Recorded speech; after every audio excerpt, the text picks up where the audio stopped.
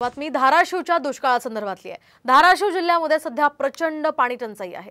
तर परंडा तालुक्यातल्या सीना कोळेगाव प्रकल्पात अक्षरशः पाणीच नाहीये। हा प्रकल्प पूर्णतः कोरडा ठाक पडलाय। त्यामुळे अनेक गावांना पाणी टंचाईचा हा सामना करावा लागतोय।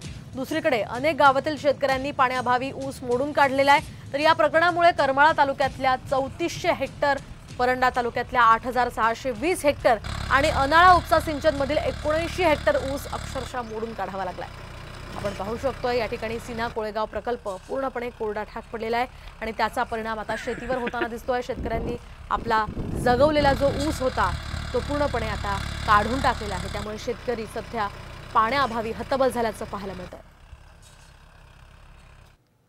धरणावरच्या पाण्यावरती अवलंबून राहून शेतात पीक घेतले होते, ऊस घेतला होता।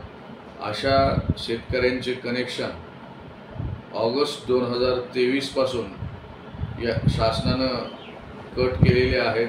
त्यामुळे दुष्काळाची दाहकता बघता पुढच्या वर्षी शेतकऱ्याला म्हणजे खूप मोठं संकट त्याच्यासमोर असणार आहे।